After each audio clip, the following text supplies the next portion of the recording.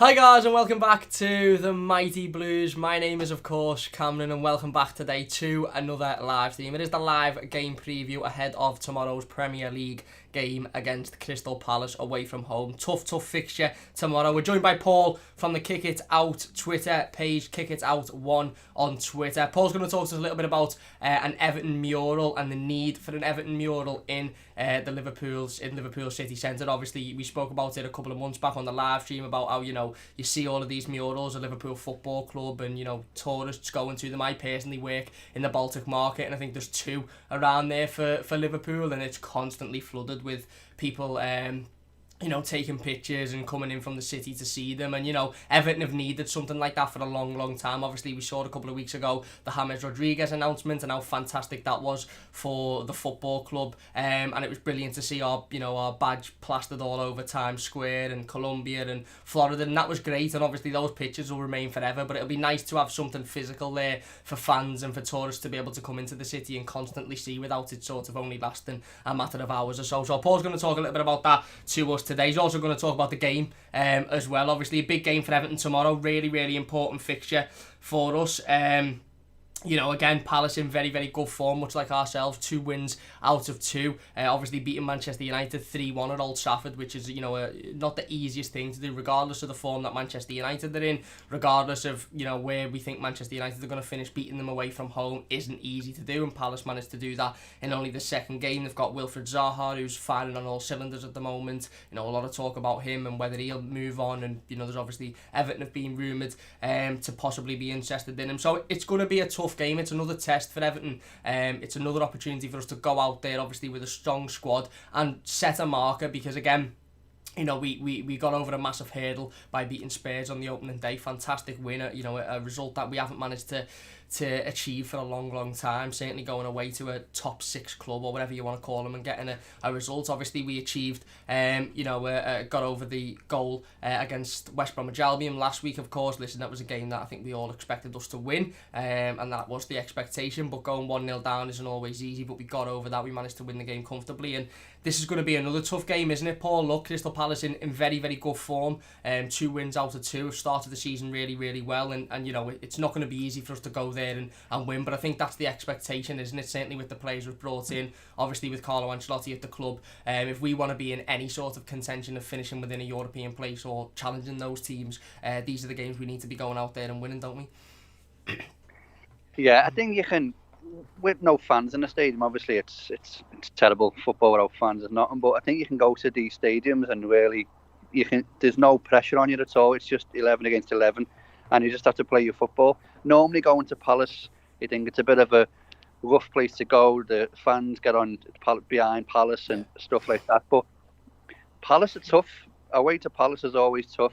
Doesn't matter who. They've got good physical players, but I think we just need to take control of the game like we did West Brom. I don't think we can afford to go a goal down like we did against West Brom, because I think these are they've got more ability to play football. Yeah. But we should be beating Crystal Palace. If we're talking about these places where we should be finishing, we should be beating Crystal Palace. But again, even the top 4 teams who normally finish in the top 4 go to Palace and they still have a tough game. So it'll be a tough game, but hopefully we can take control of the game and start creating chances and put a few away early on and just silence them. Yeah, you're spot on there about you mentioning obviously fans, and you're absolutely spot on. Football without fans is absolutely nothing whatsoever. But you're spot on with the point you made about away teams or home teams sort of not having that advantage there, and we're going to see a lot of sides go away to sides like Palace and Aston Villa and teams where it will be a quite hostile environment usually with the fans in the stadium,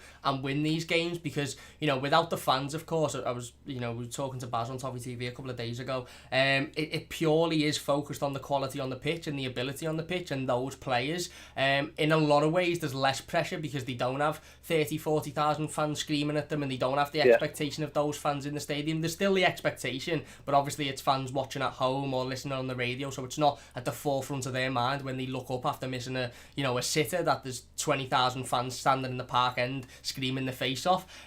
So it is, isn't it? It's purely based on the football on the pitch, and I do think that's helped Everton. Obviously, listen, the moment we can get back to Goodison Park, the moment we can get back to watching Everton, in front of our eyes rather than through a screen is what I am absolutely waiting for. I cannot wait for it. But it's more about the quality on the pitch now, because you haven't got those fans in the stadium. Again, the West Brom game, prime example of it. West Brom obviously get the goal early on in the second half, and if that was a Goodison Park, who would have probably been quite excited at that point. James Rodriguez would have just scored the first goal for the football club. They'd have gone down to 10 men. They'd have been coming into the second half with a lot of optimism. West Brom scored straight away. It pretty much dulled the atmosphere, and that could have worked in West Brom's favour. Obviously, when they scored the first goal, that could have worked in their favour. Tottenham the week before, last 5 or 10 minutes at the new Tottenham Hotspur Stadium, they're getting beat 1-0. They didn't look like they wanted to get back into the game. They had nothing. They were just, there was nothing to them. If they'd have had 60, 70,000 Spurs fans praying them on, they could have gone up the other end, and equally we could have crumbled at that atmosphere. So absolutely, yeah, absolutely. You're spot on. You're spot on about that. But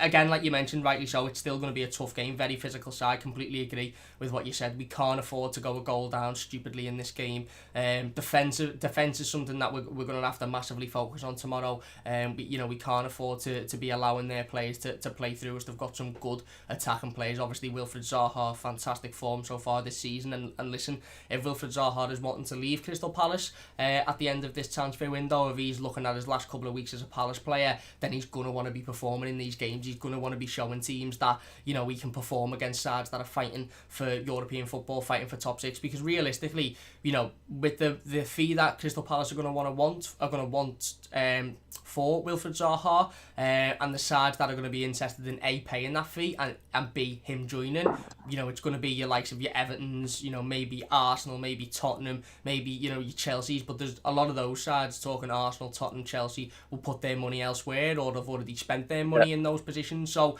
Everton are probably the prime side that Wilfried Zaha is looking at joining, in terms of it being a step up and the team being interested in signing him. So he's going to want to turn up and show everybody what he can do and show what he's capable of, certainly if he's wanting to leave the football club.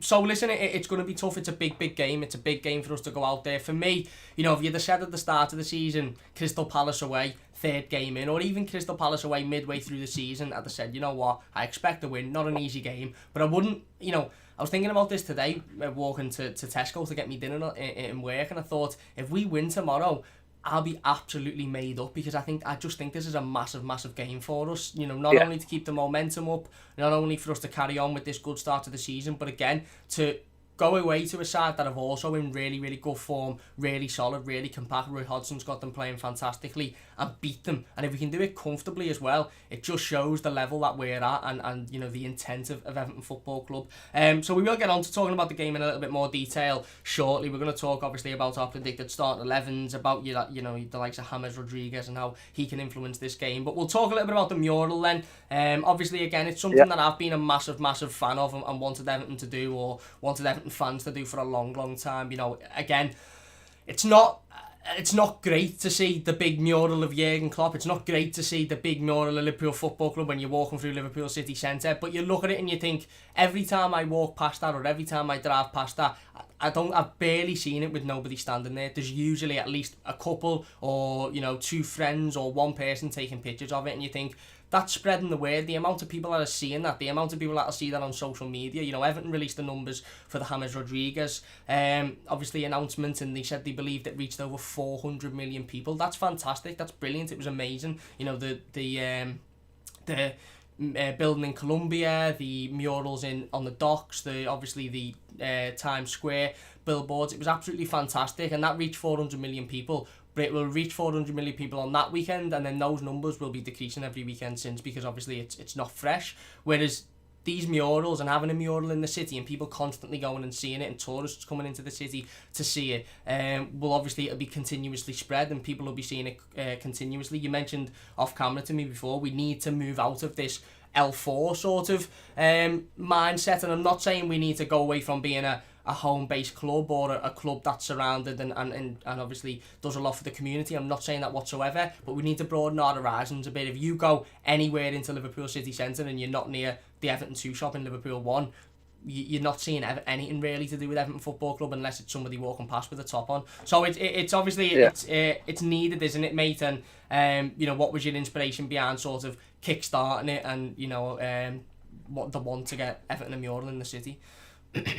Well, as I say, you see the Liverpool ones, and you see all people there, and they're good. You know what I mean? They've been successful over the past few years. So I was thinking to myself, well, there's no reason why Everton shouldn't have murals. We've been successful. We've got legends. We've got great players. Yeah. So I just thought, I mean, if there was 5 Everton ones in the Baltic Triangle and we just won the league, I'd probably back a Liverpool one. You know what I mean? Because Michelle, who's involved to kit it out, she supports Liverpool. So it was just a thing, really. It's just to get young Everton fans, someone to look up to on a mural and see murals going to the match and see their idols on a wall. I mean, I don't know why people would be against changing a blank wall into something football related, Everton or Liverpool. It'll just brighten the place up, and also it'll give kids someone to look up to. And I think it's just good walking the match, seeing your football players on the side of buildings. Yeah, spot on. And obviously a lot of people come into the city for football and matches, and we've seen the impact that a signing like James Rodriguez has had on Everton Football Club. The amount of Colombian football fans that are now saying, I'm supporting Everton, I'm a new Everton fan, I've ordered the shirt, this, that, the other. These fans are going to want to come and watch a game at Goodison Park at one point, and if they're in Liverpool city centre, which a lot of fans go into the city centre before the games or after the game, and they see a big mural of Duncan Ferguson or Carlo Ancelotti, maybe, I'm not saying that that'll be the mural, but just an example, or of Graham Sharp or Dixie Dean, again, it encapsulates, doesn't it, and it shows what a special club that we are, and we are a special club, and we need to have murals of Everton Football Club plastered all over the city, and we need people to come into this city, and ideally we want people that aren't even interested in football going, bloody hell, that's fantastic, look at that, I wonder who that is, little Google, oh, that's Richarlison, oh, he scored this many goals, oh, look at how brilliant Richarlison is, look at that, that's an amazing mural. We need the word to be spread, don't we, because that's vitally important. And also just people, again, that, like I said, that aren't interested in football coming into the city, seeing that there's 2 football clubs in this city. If you go to L4, Everton Football Club are prominent. We're all around L4, Goodison Park. You've got the lamppost with the Everton flags on. You'd know. But if you're not going anywhere near L4 and you're staying in the city centre and you're walking around the city centre for a week, other than the shop, which you might nip into, there's nothing else there, is there, that screams Everton, and we need that. We need something that just screams to everybody. We are in this city. We are a football club. We're the eldest football club in this city. We're the best football club in this city. We've got legends, like you mentioned. We've got players now that are quality, world class. We've got a world class manager, 3 Champions League winning manager. Football fans might come to Liverpool and think, oh, bloody hell, is Carlo Ancelotti there? I remember him winning a Champions League. I remember him winning the league in Spain. And, is he managing Everton now? Again, obviously, diehard football fans would know that. But there's a lot of football fans that aren't diehard football fans. So it is massively important. I completely agree. And obviously, we smashed the GoFundMe. So big well done to you and everybody involved. I know there's been a little bit of an issue with them taking some sort of fee from it, but I know that'll just get smashed again. It was checking up on it yesterday, going through it, seeing there was a lot of donations from American Toffees getting involved as well, and really backing it, and that's fantastic to see, isn't it? It's not only people living within the city, like you mentioned there, there'll be Liverpool fans, there'll be non-football fans that are for this, because it spreads the word of the city, and it spreads the word of the fantastic football club within the city, which is Everton. But it's brilliant to see other people from out the city getting involved as well, isn't it? And obviously it was fantastic to see that Target get absolutely blown out the park yesterday. Yeah, I mean, it was amazing. Yesterday was phenomenal. I mean, as I say, we got £400 donation off the Everton Shareholders Association. We got over £1,000 off different people from over the water in America. Just people who are just dying to come over here, really, and watch Everton again. And you know what I mean? With current situation and climate and what's going on with COVID and that, you don't know when they're coming over. So to still have it in them to donate to a mural, to see when you can finally come over here is amazing. And just different people, just generally different people, loads of people. I mean, there's a kid on Twitter called Isaac who raises money for Everton and different charities and stuff. He gives us like £50 out of his money. So there's loads of people who are donating just from all walks of life, all businesses, certain people. And again, the American toffees over £1,000 yesterday, so that was unbelievable. Yeah, it's spot on, and again, it just shows what a fantastic football club we are, and what a fantastic community we are, and that there is a massive need for this. You know, I know as Evertonians we all sit here and say we want it, because we do want it. We want to have Everton plastered all over the city. We want to be able to go into town on a day that Everton aren't even playing, on a day that, you know, there's no new kit released, on just a normal day. We want to be able to go into the city centre and go, oh look, there's Everton, there's Carlo Ancelotti, there's Richarlison, there's Graham Sharp, there's Duncan Ferguson. We want to be able to see that. So it's absolutely fantastic, and like I said, I'm a massive advocate for it. I think it's brilliant work what you know you've done in terms of, it's all right sitting here and saying, oh, we've got an idea and we want this idea, but it's another thing obviously pursuing it and getting it to a point where it can now go into those stages where it can be done, and I cannot wait to see it. I'll definitely be getting down to see it when it's all up and in its glory, and hopefully do a couple of videos by it as well. That's the plan. So obviously, again, we'll skate back into tomorrow's game then. We mentioned before, really tough game for Everton Football Club. You know, Palace are a side in good form. They're a side that, again, are a physical team. Roy Hodgson's got them playing very well. Obviously, whether Wilfried Zaha leaves or not is a completely different question, and how they'll react to Wilfried Zaha leaving is a completely different situation as well. But one thing we know is that he is more than likely to play in this game tomorrow. I did think that Everton may throw in a cheeky little bid yesterday night or tonight, just to throw a little bit of a spanner in the works, even without any any real intent to sign him. Just throw a sneaky little bid in for the sake of it, to see if his head sort of goes, but they haven't. And again, I was sort of dreaming when I thought that had happened. But you know, listen, it's going to be a tough game. Do you want to go through our predicted starting 11s then?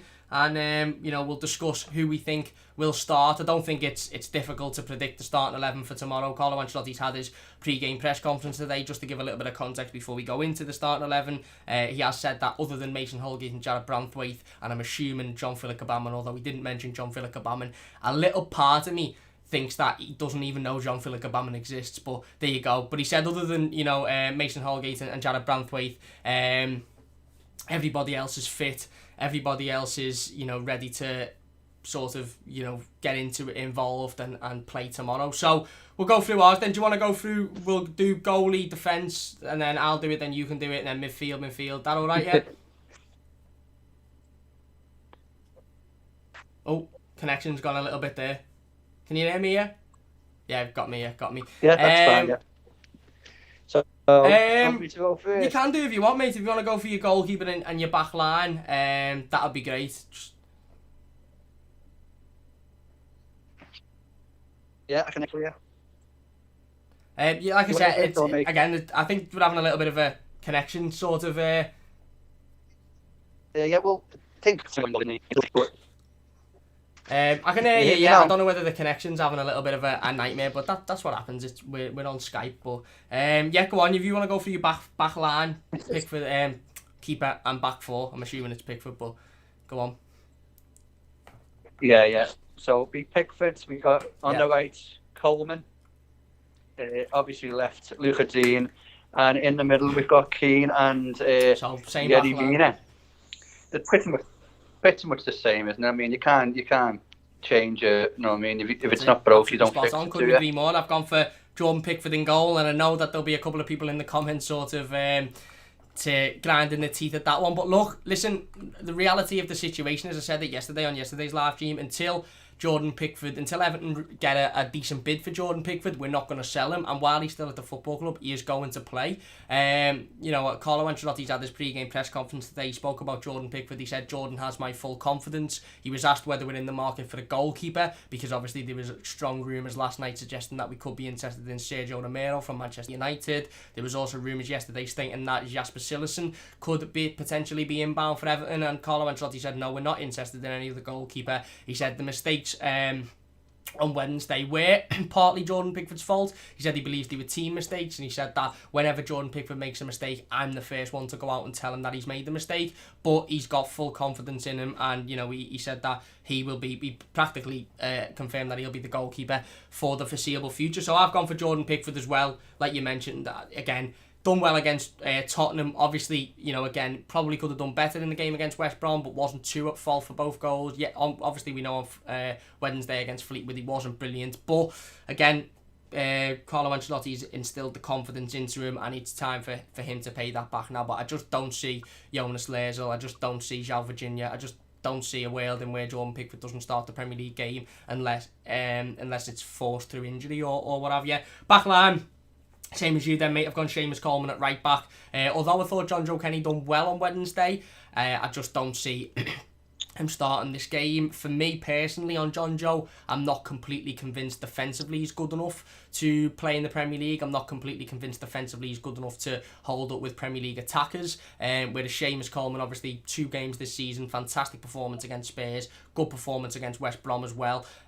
So I think, Seamus is in there. Of course, didn't play on Wednesday, so the assumption is that he's fully fit and ready to go. If you're not enjoying the stream, by the way, please do hit that like button. Massive thanks to Paul for coming on. You can find Paul's Twitter in the description as well. Please do go and give him a follow. Share the live stream on social media. Let's try and get as many people in here as possible. Subscribe if you're new as well. I've gone for Michael Keane and Yerry Mina in the back line. Again, Yerry Mina missing out on Wednesday. We all sort of felt that he may start and he may play both Mina and Keane, obviously because of the shortages of centre half. He didn't. He went with Luca Dean at left back. He went with Luca Dean at centre back. Again, there's literally no other options. Adding to the fact that there's no other options, both players have played well, to be fair. The last couple of games. Okay, Yerry Mina could have done more for both West Brom goals, arguably. Certainly the first one, for me, should have stepped up and just put his foot through the player when he was 30 yards out. But Michael Keane, not a foot wrong. 2 goals already this season. Again, I'm massively impressed with Michael Keane so far. And I'm quite impressed with Yerry Mina as well. Yes, he needs to improve slightly, but ultimately there's very little point us sitting here and having this conversation because there's nobody else to go in there at the moment. We are in the market for a centre-back according to Carlo Ancelotti, so we'll have to see how that one progresses over the next couple of weeks and so. And then Luca Dean at left-back. There may be some people saying throw Niles Nkunku in there. I thought Niles Nkunku was absolutely outstanding on Wednesday. Fantastic performance once again by him. Another man of the match performance. But listen, Luca Dean for me is one of the best left backs in world football. Definitely one of the best left backs in the country, and I think would be silly to take him out, and I don't think we will take him out. So do you want to go into your midfield then? I'm assuming we've got the same midfield, but you can go ahead. Okay. So we've got 3 in midfield. Obviously, you've got Allen, who he'll just scrap and scrap. Won't he? He'll just. I mean, it's the same with most South Americans who play in this position. Yeah. It's just they take offence if you've got the ball in their area, you know what I mean? And that's what you need. You need a real pit bull in there. And then after them, we've got Gomez, who's going to be played there, and obviously Decore. I mean, you don't sign the midfield and not play them after the performance that they've give. I think Gomez, he's upped his game since last season, you know what I mean? He's probably playing with better players in the midfield now. He's upped his game. I've seen a few people saying he's playing for this position tomorrow with a few other players coming in, but I don't see anyone else better than Gomez in that position. I mean, you could bring Bernard or Iwobi in, but I think you're losing something there. I mean, Gomez should be an attacking centre mid, and that's where he should be playing, really. I don't think anyone else should be in line for this position. He's done nothing wrong.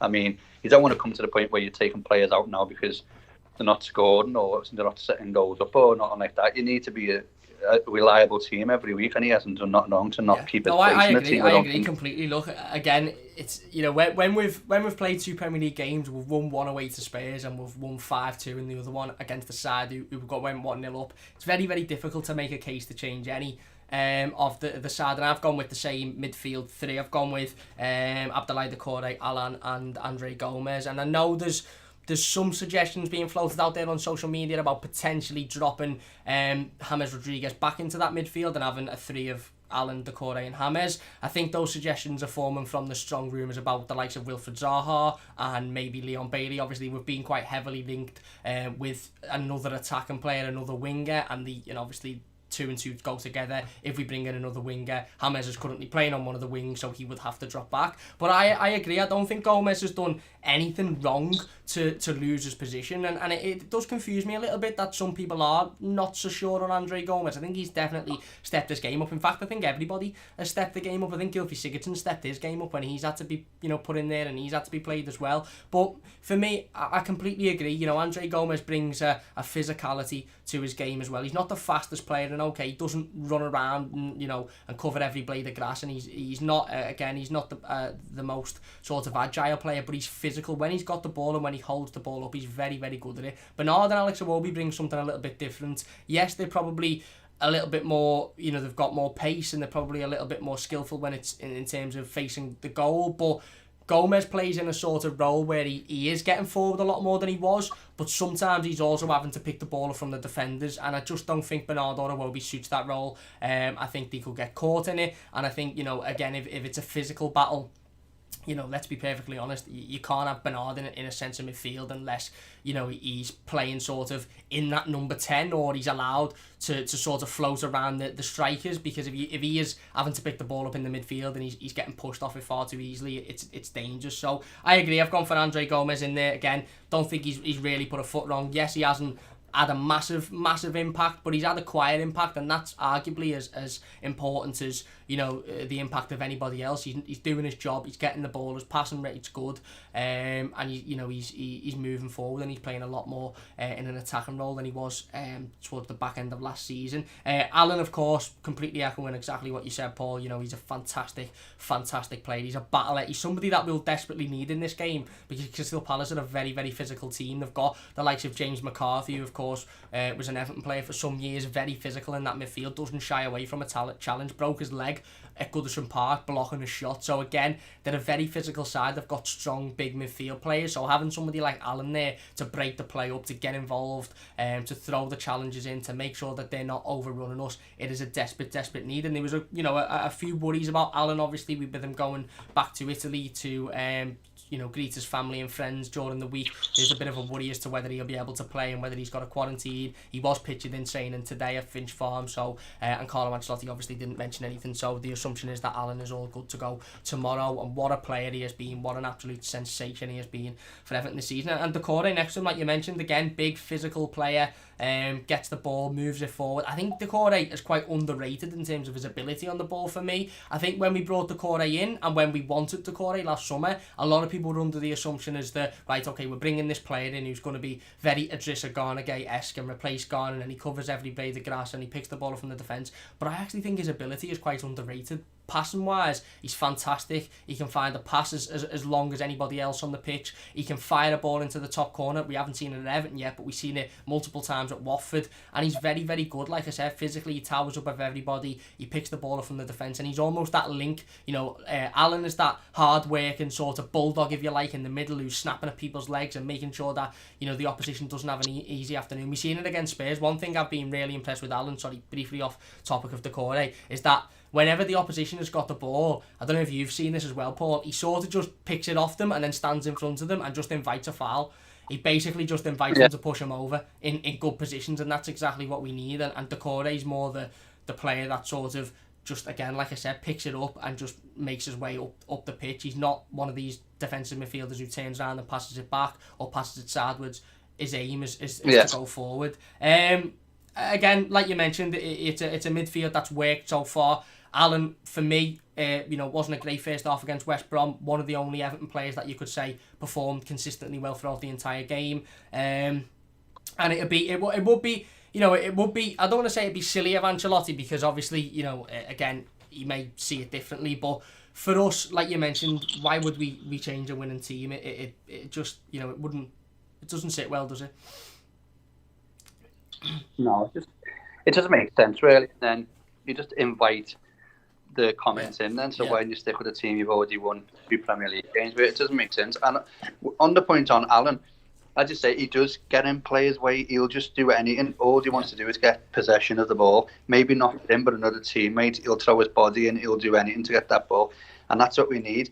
I don't think we've had that physical presence in midfield for a long time, you know what I mean? And Crystal Palace are going to have a presence in midfield, so if we've got him and Decore just winning the ball back and just bullying them, and then it'll give our forwards and obviously the attacking midfield, the wingers, a chance to get the ball as soon as and then run at their defence, and that's what we're going to have to spot on. We will get into the live comments in a moment. I understand there's a lot of live comments. Big thanks to everybody for getting involved once again. Really do appreciate it. If you are enjoying, don't forget to hit that like button. Do subscribe to the channel if you're new as well. Like I said, you can find Paul's link to his Twitter account. I'll put the GoFundMe page as well in the description if you want to check that out. Obviously, it's a fantastic cause, and we need an Everton mural in this city, so it's a necessity really. Do you want to go into your forwards then, your forward line? We'll have a little talk about them. Well, yeah, we've got Richarlison, haven't you? James Rodriguez. I mean, 2 years ago we had Sam Allardyce and Samuel Leon on our touchline making decisions, and now we're talking about James Rodriguez on our wing. But James Rodriguez, Richarlison, and obviously Calvert-Lewin. I mean, Calvert-Lewin, at first he was scoring a lot of goals for us, and he was like, we wasn't scoring many goals, and most of the time he was scoring the goals. And I still didn't give him the credit he deserved, because at the time Everton were playing not good football, so he was scoring goals that you get your points at teams where we would have lost and stuff like that. But obviously now, if I have to take it all back, he's showed that he's absolutely quality. You know what I mean, with his head, with his feet. And there's probably a lot of people like me who just didn't give him the credit he deserved, and for him to just continue on and steamroll through and get where he is now. I mean, they're still only 23. He's still only 22. With Richarlison's 23, 22, somewhere like that. So they're very, very young players. You know what I mean? He's got another 10 years left to go yet. So it just shows me. I mean, I'm not a football player. I'm not a football manager. Carlo Ancelotti knows what he's doing. So if he's putting him, you know what I mean, up front, and he's heading a spear front and attacking, he must know something, and he's proved me. That's it, and you're spot on. He's a fantastic young player with a fantastic attitude. I think one thing you can say about Dominic Calvert-Lewin is he's got one of the best attitudes I've seen in an Everton player for a long time. He come in 19 years old. Don't forget, he played centre midfield at Sheffield United for all of his life, from a child to pretty much nearing on joining Everton Football Club. I think he converted to a forward in like his last 6 months or year at Sheffield United. And he was written off by a lot of Evertonians, and still to this day, which baffles me, a lot of Evertonians still say, oh, he's not good enough, he's a championship player, he's this, he's that. Does Dominic Calvert-Lewin need to improve? Yes, he needs to improve facing goal with his feet, one-on-one situations. Does he need to improve in the air? Absolutely not. I said it a couple of weeks ago, I stick by it. He's one of the best headers of the ball in world football currently. I don't care what anybody says, he is absolutely unbelievable. And like you mentioned, his attitude is second to none. His attitude is brilliant. What he's done is he's come in as a young lad, he's improved every single year, and he's gone out on the pitch and went, well, okay, you mightn't think I'm good enough, or you mightn't think I can do this, you mightn't think I can do that, I'm just going to get my head down and work hard. We've seen it during the lockdown, obviously. Listen, you know, every Everton player and every football player, Premier League football player, was given a regime during the lockdown, and they were, you know, they were told to do certain things in order to keep the fitness up if football was to return. Dominic Calvert-Lewin, we were seeing pretty much 12 hours of the day doing fitness videos. There was fitness videos on Instagram of him on a treadmill, of him lifting weights, of him in the garden. He was constantly working, and that work, let's have it right, was completely in his own time. He'll have been given a 2-hour session to do in the morning on Zoom, and that would have gone nowhere, because obviously he wouldn't share that information because it's with the club, it's private, it's, you know, it's again, it would have involved tactics that Carlo Ancelotti and the staff, the coaching team, wouldn't have wanted to get out. So all of those videos you saw on social media of him on the treadmill, or on the bike, or in the garden, or doing press-ups, or doing sit-ups, they'll have been completely in his own time and completely off his own back. And he showed that attitude, and he come back, and okay, didn't have a great, you know, end to the season with the lockdown fixtures. You know, he didn't score a goal, but he's come back to the start of this season, and again, he's turned it on. 4 goals in 2 games, a hat-trick last week, a hat-trick of good strikers' goals as well. One criticism a lot of people had of Dom was that he wasn't getting into the right positions, he wasn't scoring the strikers' finishes. 3 goals last week that were strikers' finishes. One which he you know, again, at first glance, it looks like he takes off Richarlison. Okay, it's probably going out, but he slides in and makes sure it's going in. The back heel, fantastic back heel, and the header is literally about 3 miles behind him, and he still heads it in. For me, he's a fantastic player, and I completely agree. He's proved a lot of people wrong. He's proved me wrong in those first couple of seasons. I thought this lad may be able to do a job for us, whether it be centre midfield or attacking midfield, but he's not a striker. He just hasn't got that instinct, but he has taught himself that instinct, and he's obviously worked very hard with with Duncan Ferguson, Carlo Ancelotti come in and instilled a lot of confidence in him. Well, you know, Carlo Ancelotti spoke about Dominic Calvert-Lewin and Richarlison today in his pre-game press conference. He was asked a couple of times about Dom specifically and his expectations for Dominic Calvert-Lewin this season. And Carlo Ancelotti come out and said, look, I expect Dominic Calvert-Lewin and Richarlison to both get 20 goals each this season, and if they don't get 20 goals each, then they're answering to me. He said that's the expectation from them. He said he said something which was quite comical. He said, if I was a striker, if I was playing up front and I had James, Gylfi, Sigurdsson, Gomez behind me, I'd score 20 goals. So why shouldn't they? And it's that belief, and it's a pressure. But I think it's a pressure that both players will feed off massively, and both players will go, right, okay, I need to prove this now, because I don't want to let Carlo Ancelotti down. I don't want to let a 3-time Champions League winning manager down, so I need to go out there. And listen, Dom's got 4 already in 2 games. Dom gets another 2 goals tomorrow. He's already nearly halfway there, and we're not even 5 games into the season. So I completely agree. I think he's been a revelation in recent years. Don't get me wrong, it's taken a couple of years for him to settle in and really adopt to that role. But again, I think he's been fantastic. Richarlison again, wasn't too keen on him starting the game on Wednesday. I can't lie. I don't want to say I was worried, but I sort of thought this is a risk, because if he gets a knock, the last thing we wanted on Wednesday was Glenn Whelan, who'll probably retire at the end of the season, and then you'll never hear of him again, going through Richarlison, standing on him and putting him out for 3 months. That was the last thing we needed. And that was a possibility on Wednesday, but he didn't. Richarlison got us 2 goals, which I think he was really desperate for. Fantastic for his confidence. Hopefully he'll come out firing on all cylinders. And James Rodriguez, mate, surely we don't have to say much about James Rodriguez, do we? Carlo Ancelotti said today that he plays on the wing, but he doesn't really play on the wing. He's put there, but he moves into the midfield. He basically said he does what he wants. He just defaults to the wing because I'd like to put Gomez and Decore and Allen in the midfield. What a revelation those 3 signings have been for the football club this season, haven't they, mate? What a difference they've made to, let's be honest, what was an average Everton team at the back end of last season. Yeah, I mean, they've done everything right, hasn't he? I mean, Ancelotti's brought them in, even waiting for them to sign. All the Everton fans on Twitter, announced the signings, and then nothing gets announced, and then there's all pictures of them drinking together with Carlo Ancelotti and all that. It's just completely different to what we used to seeing. We used to seeing some vamp pull up at Finch Farm, and then, you know what I mean, the deal getting off because he's failed the medical or something like that. So it was just completely chilled out about it, and we're just not used to that. But I mean, James Rodriguez, I mean, what can you say? He scored that goal in the World Cup. He got the golden boot, and everyone knew there was something special there. I think I seen Ancelotti say today as well, with James Rodriguez behind him, Ronaldo scored 56 goals in one season. So he's you can tell he's class. You can tell he's got vision. It's just unbelievable. You just need to keep him safe, and that's what I think Alan and Decore need to do. They need to make sure these big hitters don't go straight into him and just let him do what he wants to do. You know what I mean? He's got quality. He's got abundance of quality. So we just need to keep him steady, really, and let him have the ball and see what he can do. I mean, the commentator was saying on West Brom, just keep giving him the ball, and you'll win.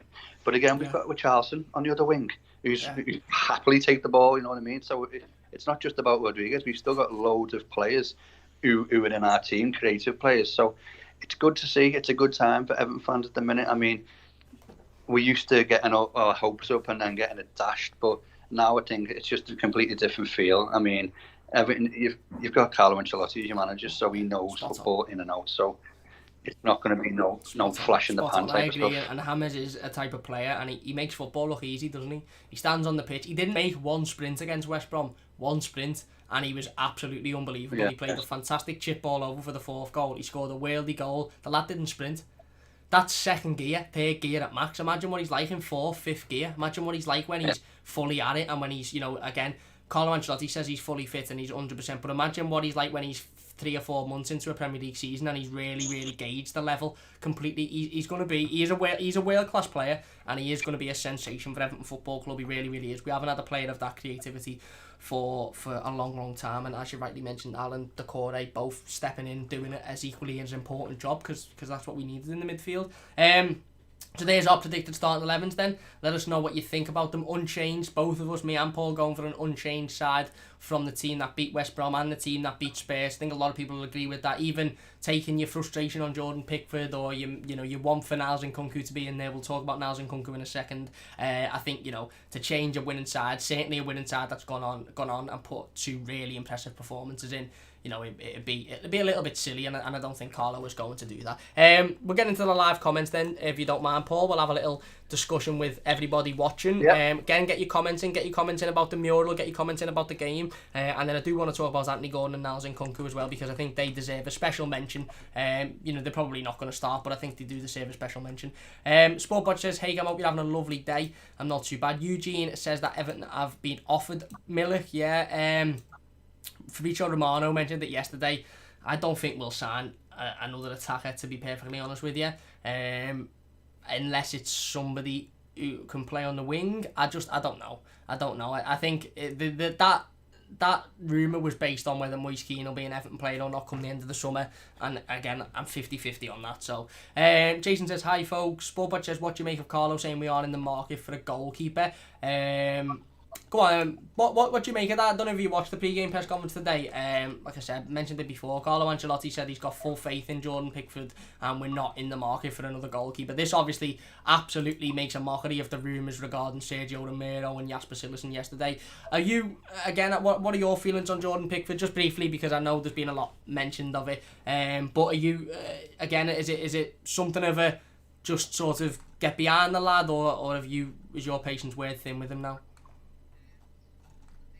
I think he needs to get behind him still. I mean, he made a few mistakes. Obviously, I hear people saying the back pass wasn't the best and all that stuff, but if the ball comes back to you there and you're goalie and you're not confident with the back pass, you just run at it and whack it. It's simple, But he's still a good goalie. He's still a young goalie. As you've seen with Tottenham, I mean, people were giving him plaudits to Tottenham. He probably kept us in the game. When it was 0-0, he made a few amazing saves.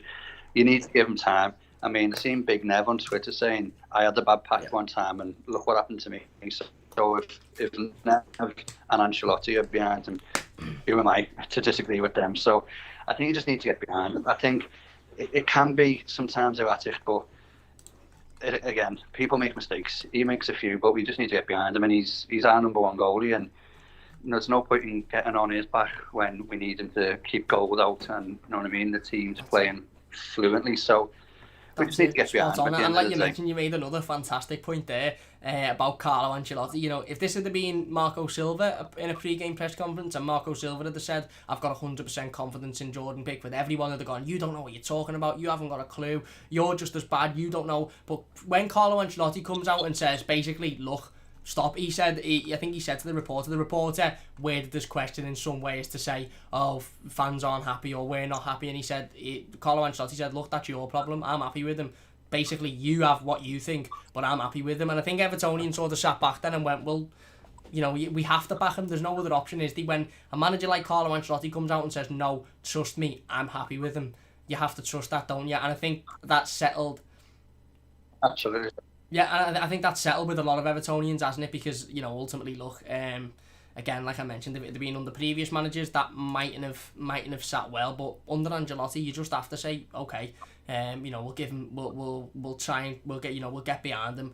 And we know Jordan Pickford's problem for me is consistency. 1 week, like you mentioned, Spurs game, he keeps us in the game. 2 fantastic saves. For me, if Allen wasn't so good, if James wasn't so good, if Decore wasn't so good, Jordan Pickford was getting man of the match that day. There was a lot of quality performances and he was one of them. And yes, he's bound to have poor games and he's bound to make mistakes. The reality of being a goalkeeper is when you make a mistake, it's sort of put out there for everybody to see. When a midfielder makes a mistake, a lot of the time it just goes under the carpet. But I agree, mate, completely spot on. We have to get behind him now. If Carlo's getting behind him, what's the point in sort of not getting behind him ultimately? Yeah, fully agree. Here we go. Sportbot Joe says, who would replace with Andre Gomez, Iwobi or Bernardo or Gordon, nobody, I'd keep Gomez in there. We're going to talk about Gordon because I do want to mention him. I would be bringing him on tomorrow, or I would have the intention of bringing him on. I think Anthony Gordon's quality against tired Crystal Palace legs towards the back end of the game could be detrimental to us, but I don't think Gordon, Bernardo or Iwobi can do the job that Gomez can do.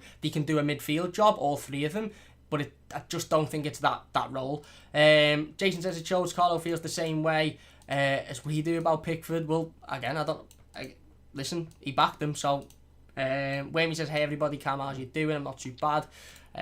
Eugene's talking about Nkunku and Tadibo. Liam says, would you swap Keane for Milik? Obviously, hypothetically speaking, mate, just curious. Reckon it'll be a good game tomorrow. Won't be easy, but yeah, we have enough quality to see it through. We've gone for 3-1. And Sportbot says, rather start Harry Tyler or Lossell over Pickford. Well, that's not happening. Harry Tyler's not starting. He's still got a few years in the under-23s. But what do you make of the Milik rumours then and the Moise Keane situation at the moment? You know, it's a weird one, isn't it? Because, you know, he scored 3 goals in his last 3 starts for Everton. He doesn't look the happiest. I dare say that's probably because he's not getting all of the game time in the world. But, you know, do you see him having a future at Everton, or do you think, you know, we'll probably move him on? I'd have Moise Keane over Milik any day. Any day. Moise Keane's a very raw talent, and he's the type of person who Everton fans watch in 5 years' time playing for someone else, thinking, how did he play for us at one point and we let him go? It always happens to us. He's like 21.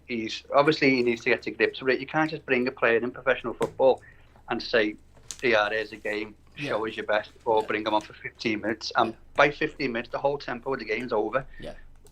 So the West Brom game, you bring them on for 15 minutes, you know what I mean? We've won the game. The tempo's dropped. Their defence know the game's over. Yeah. So, you know what I mean? It's just getting the ball away and not concede it. It's hard. You need to start starting him. I like him as a player. He scored goals for Serie A throughout his career. 17 years old, I think he was scoring goals in Serie A, which is the most defensive league still in Europe, and he's putting goals away. I'd keep him every day of the week, and then I'd bring him on. I'd give him games. It's hard with Calvert-Lewin because he's scoring. We're in a conundrum, and it's a good headache to have, but I wouldn't be getting other players and putting them in front of Moise Keane when you haven't even given him a chance, really. I mean, you can tell he's ready to go. He's different. He might not be the most not cultured, but like nice looking footballer with his feet or his running type of thing. But you can guarantee he'll scrap and he will score goals. And when he starts scoring goals, he just will not stop. Yeah. You're right, spot on. I completely agree, mate. Completely agree with everything you said. Like you mentioned there about, you know, not being the nicest looking footballer on the ball, and when the ball comes to him, Lukaku was never that, was he? Lukaku was never somebody that looked massively overly comfortable on the ball, but he was a clinical finisher. And I think it's to be said as well, while we're on the topic of Moise Keane, you know, look, he come on against Fleetwood, obviously quite unlucky to not start that game. Again, for me, I'd have seen Moise Keane in there. Absolutely, I would have started Moise Keane. It makes... I mean, no sense. You're calling for him to get game time. You're calling for him to score goals, but then you bring him on in a League Cup game where, again, 13 minutes to go, 40 minutes to go. It's hard for him. You give him a run of games, guarantee he'll start scoring. I know for a fact. Spot on. You're spot on. Like you said, it is a good headache to have again. Come on, didn't he? Midweek scored a really, really good goal. Fantastic finish. Don't get me wrong. Perfectly set up by Niles Nkunku, but it's still a decent finish. It wasn't the easiest goal. It wasn't a tap-in. He had to shape his body right. He opens his body up and he finishes it coolly, and it's a brilliant goal. And, you know, like you mentioned, 3 goals in his first 3 Everton starts, or 2 goals in his 2 Everton starts. Come on, obviously scored off the bench yesterday. I think he is frustrated at the lack of game time. Like you mentioned, it's a massive headache for Carlo Ancelotti, because when you've got Dominic Calvert-Lewin scoring hat-tricks in the Premier League, it's tough to want him, you know, to sort of make an argument to replace that. But again, I think Moise Keane will get his fair share of game time. Do I think we'll sell him? Only if we get a substantial bid, and by that I mean 30 million plus, where we can sort of say, right, okay, we've made our money back a little bit on him and he's not happy at the club. We won't loan him out. I think those suggestions are quite ridiculous. You know, it wouldn't make any sense whatsoever. But I like him as well, and again, I think if he can sort of, I'm not saying he's got an attitude problem, but I think if he can sort of get his head down and think, right, okay, well, I just need to work extra hard here. I just need to get my head down and work, you know, 2 times harder than what I'm working. Then I think, you know, we've got some player on the lands. Like you said, raw talent. He is a very, very, very good footballer. He just sort of a struggle. And you mentioned he's a kid. He's come into a new country. He's come into a new league. It's completely different for him. And, you know, ultimately, it's not the easiest thing in the world. It's very, very tough for a young player to do that. We've seen Dominic Calvert-Lewin come in at 19 and struggle for the first couple of seasons. Yeah, that celebration, I've seen Everton fans say, oh, he wasn't happy when he scored and stuff like that. I think that celebration is the class of Ancelotti said to him, if you want to start, go out there and score goals, show me what you can do. And he scored, and then he's just looking over to Ancelotti to say, I've delivered. You know what I mean? That's just me. Usually any time you want, and I'll do that. Yeah. I'm there for you. You don't have to... I mean, if you went to work, or if I went into work, and we went in tomorrow morning, and someone was doing our shift, and the boss said, oh, go home. You know what I mean? I know it's not the same world. Yeah. The boss said, go home, you're not needed today. You know what I mean? You wouldn't be happy with the boss type of thing. You know what I mean? So it's the same with football players. Not that they need the hourly wage, but... Yeah. It's just the same type of thing, you know what I mean? You want to be playing football if you're a footballer, and if you score a goal and you're still not happy about not starting a game, I mean, Fleetwood Town, and you expect Moise Keane to start, and you expect Moise Keane to score. Spot on. Oh, had a little bit of a connection. Then you there you go. Bring him off the bench. There's just... I don't know what he needs to do to get a start. Obviously, as I say, Calvert-Lewin, he's scored in goals, so he's not gonna start. But at the end of the day, these League Cup games, Moise Keane should be starting them, and now we're getting into the fourth round, and then after that the quarter final. But look, he's not going to get a start there. No, I agree. And look, it's difficult for Moise Keane at the moment.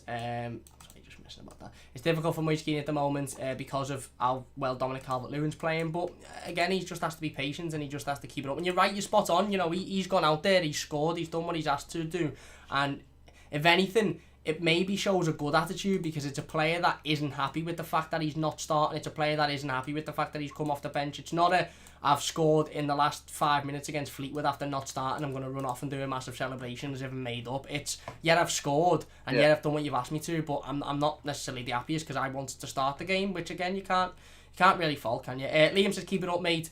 Liam says, keep it up, mate. Ian says, tough game. Wimmy says, we shut Zaha down, they won't score. Man United was just camped on the edge of the box with no idea how to get behind them. Well, Ayew played well in that game, as did Andros Townsend as well, obviously scored in the first goal. So I think if we shut the attack down, they'll find it difficult, but it's not just Zaha, they've got other players there.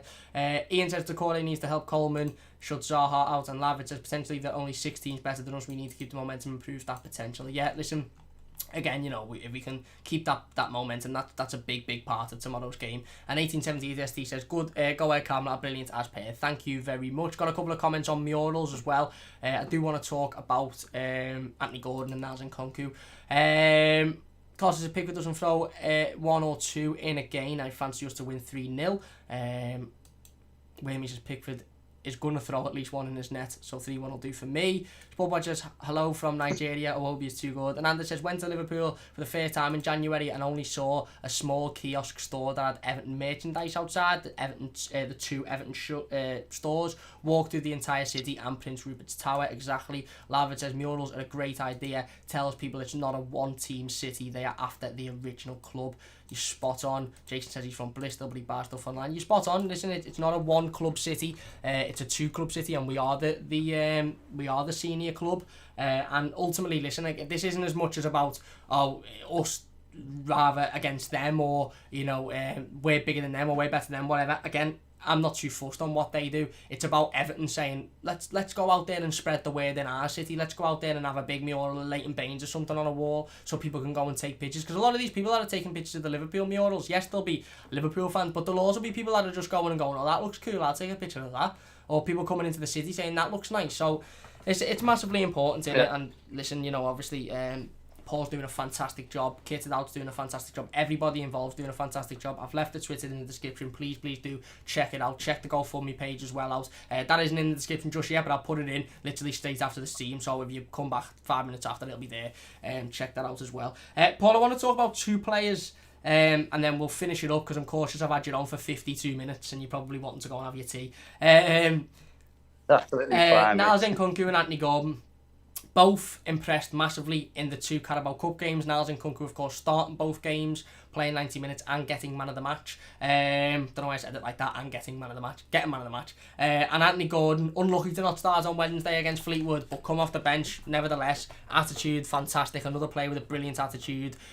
Got his head down, worked hard, couple of assists, and he was brilliant, wasn't he? Again, they're probably not going to start this game. Because obviously of the quality that we've got in the squad, and with James Rodriguez and Luca Dean, of course, but they're definitely in with a shout of coming off the bench in the last 20 minutes, 25 minutes, and having a run out. Certainly Anthony Gordon, to see if he can impact the game going forward. They've been brilliant, haven't they? Yeah, they've been amazing. I mean, Nkunku is just, I think he's ready to go right now. You know what I mean? Put him against anyone. He's got no fear. It was like obviously not the same position, but when Rooney first wanted the scene at 16, it was just like he didn't show anyone respect at all. He didn't care who was playing against him, what they'd done in their career. He just got the ball, and it was just back to playing football like they are, and the kids just attack, and just try anything you can, and you know what I mean? Have no fear at all. Gordon, I mean, he's going to be a quality player. Again, I don't know why he didn't start against Fleetwood. It was made for him after his little altercation, well, not altercation, his little talk with Ancelotti in his office type thing. It was made for him, but again, he's a good player. Technically, he's a very, very good player. Bends the ball in, he can have shots from distance. He's not shy to take a player on. So again, these are players we've got in reserve type of play, thing, you know what I mean? I think with the Iwobi and the Bernard talk about the midfield, just go back onto that a second, I don't think they're midfielders. I don't think they're centre midfielders. I think they're back up for Richarlison and James on the wing. I don't think you can play them in field, because midfielders know their job, and you can't put players who have been on wings all their lives and stuff like that, throw them back into centre mid and say you can do a job. Again, Ancelotti's the manager. He's more of a tactician than I am. But yeah, Nkunku and Gordon, I mean, is there anything better to bring on when teams are wearing down? You've got 15 to 20 minutes to go, and hopefully we're winning. You know what I mean? Instead of bringing a player on who hasn't got much pace, or who hasn't got this or hasn't got that to defend the game like we used to with previous managers. We'd be up 1-0 and we bring a defensive player on to try and save the game instead of attacking the game. Bringing them on against anyone without any fear, I think it works out perfectly for us. Spot on. You mentioned about Nkunku there having no fear and coming on and just wanting to impress, and that's something I've been massively impressed with Nkunku's performances. Is, you know, there's a couple of times on Wednesday where he could have bent the ball in with his right hand, with his right foot, but he didn't. He wants to take the man on and get it down to the byline, and again, you're spot on. If we can be in a position, hopefully, ideally, we're in a position tomorrow where we're winning in the 60th, 70th minute, and we're quite comfortably winning, and then you bring Anthony Gordon on against tired legs, and then you bring in Nkunku on and say, right, okay, you go up a little bit, don't necessarily swap Luca Dean out, you go in front of Luca Dean, Anthony Gordon goes the other side, James drops back in, or maybe James comes off if he's had a tough game. They're two very, very good young talents to bring off the bench, and you know, again, two fantastic performances midweek, and we've got 2 stars on our hands, haven't we, if they can keep it up?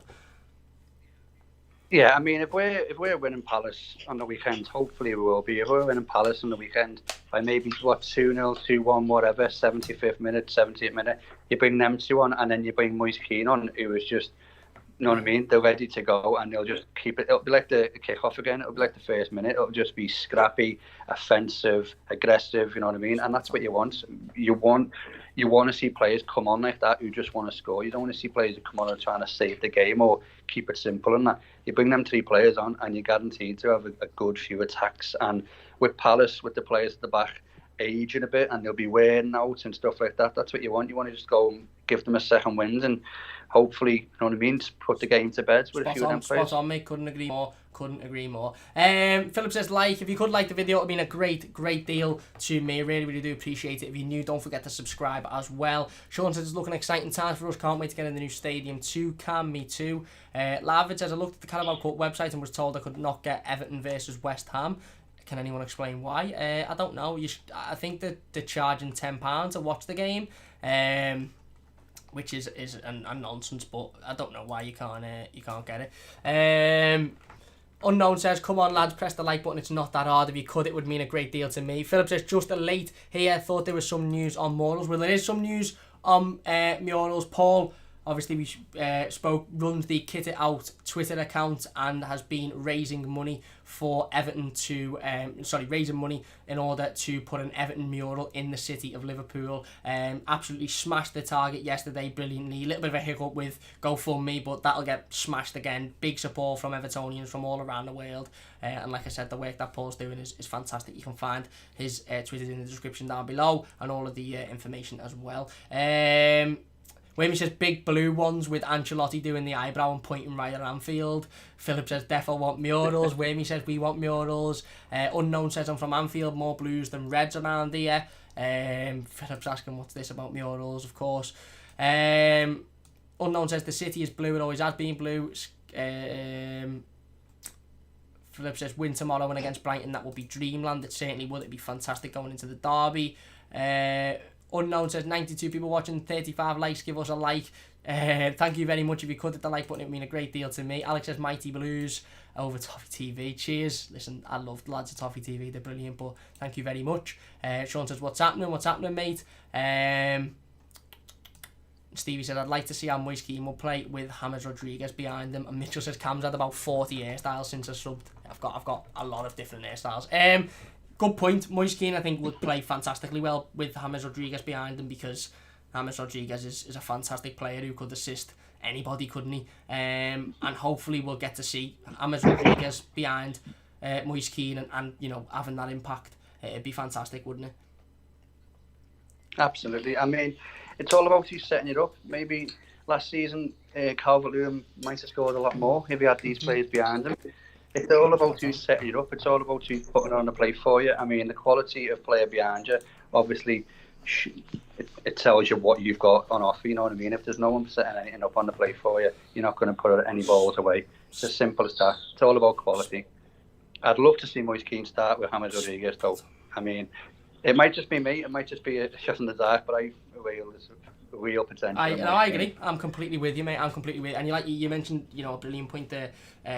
Dominic Calvert-Lewin scored 13 goals last season. Richarlison scored 15 goals. Both players had, let's be honest, very little creativity given to them. Very little creativity in the midfield. Now they've got somebody like James Rodriguez in there, Decore, Allen. I expect both of them to get a lot more goals, and I expect Moise Keane to get involved as well. And I think, hopefully he's given his opportunity to do that. So we'll finish it up there then. We've been going for an hour. Big thanks to everybody for watching. I really do appreciate all of your support. Massive thanks to Paul for coming on. Look, the work that Paul's doing is absolutely brilliant. Of course, we do need an Everton mural in this city. It's been far too long where we've said, oh yeah, we could do with one of them. That'd be good, without anybody really sort of actively going at it. And Paul and everybody involved has actively gone at it and have done fantastic work. The GoFundMe page is brilliant as well. If you can donate, if you could give anything, it would mean a great deal to Paul and all Evertonians, because let's be honest, it's a desperate need. I don't think you'd find one Evertonian, whether they be from Liverpool or outside of Liverpool, that would disagree with the want for a mural in the city centre.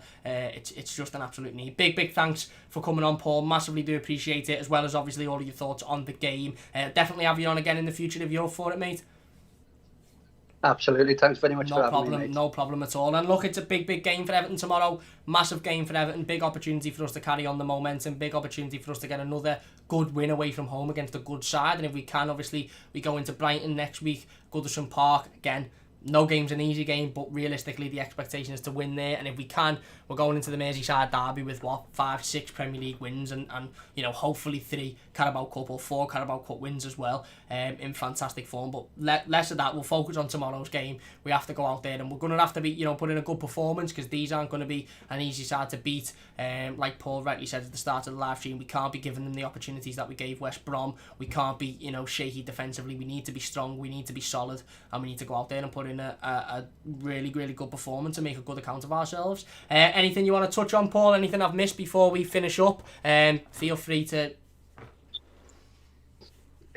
No, nothing really. It's just that we've been slating GoFundMe all morning on Get It Out, and it's actually just given. There you go, just given. It took the money. So I've only just said that to Michelle then. But yeah, it is what it is. Thank you very much for having me on the show. And if we win tomorrow, I mean, the sky's the limit really, because then you're on to a next home game, and then from there, anything's possible, you know what I mean? It just gives confidence. I mean, it's a good time to be a Blue, I think. Absolutely spot on. Couldn't agree more, mate. Lav said perhaps the club could have a mural competition with fans emailing club ideas. Well, listen, we want multiple murals across the city. We want the city to be filled with Everton murals. So again, hopefully the club, look up and take notice. But we'll have to wait and see. Big Nozzer says, great show, Cam. Prediction for tomorrow against Palace. Oh yeah, we'll do the predictions. Wayne says, my mate does murals as well. Philip says, thank you, Paul. Awesome. Big love for Paul in the comments, of course. Big thanks to everybody for watching live as well. Massively do appreciate it. Really, really do. Philip also says, donation incoming, Paul. I will leave the link to the Just Given in the description. You can find it on Paul's Twitter account. That is in the description at the moment. But I'll put the link in after the live stream. So if you want to check back after 5 minutes, it'll be in there. Prediction then tomorrow, I'm going 3-1 just because I've got this mad feeling and we seem to we beat Palace 3-1 quite often. What are you feeling? I was going to say 3-1 as well. I think Michael Keane as well scored the first goal, so get that on. Happy days, get a fiver on that. And then put all the money on the euro. Get that on and all the money you win. Get a little fiver on that, it'll probably win you a decent amount to be fair, and then donate it to the Just Given page for the mural. Brilliant. Unknown says, like it boys, come on, Everton will score 5 if you do, hopefully. We can just see about the toffees and see you on Monday. Yes, of course, we will have the weekly news roundup video up a little bit later on today, and then all of the post-game content tomorrow into the match reaction, player ratings, etc. And then, of course, the live game review on Monday. Unknown says, come on, you Blues. Wayne says, take care, guys. Unknown says, thanks, Blues. Up to toffee, says Philip. Unknown says, get it to 54 more. If we could hit 50 likes, it'd been a great deal to me. Really, really do appreciate all of the support, though. Sportbotch says, Dennis at Deanan, and yet we're going to talk about Dennis in the weekly news roundup. And Lavid says, Cam, perhaps you could invite fans to send you ideas for murals and you could use them in your screen presentation. Well, listen, if Paul would like to send us the ideas and the sketches and stuff like that, we'll definitely show them off on the show. We'll have Paul on again within the next couple of weeks or so, providing he wants to come on and he doesn't mind. I know I've taken an hour of his time. And we'll talk loads more about it and loads more about Everton as well. Big thanks for watching. Big thanks to everybody in the live comments. Massive thanks to Paul, like we said. If you have enjoyed the video, please do hit that like button. It does only take a second. If you're new to the channel, don't forget to subscribe as well. Massive thanks for everybody watching on YouTube after the stream as well. Leave your comments in the comment section and we'll get involved with as many of them as possible. Big thanks for watching and we'll see you soon. Come on, you Blues.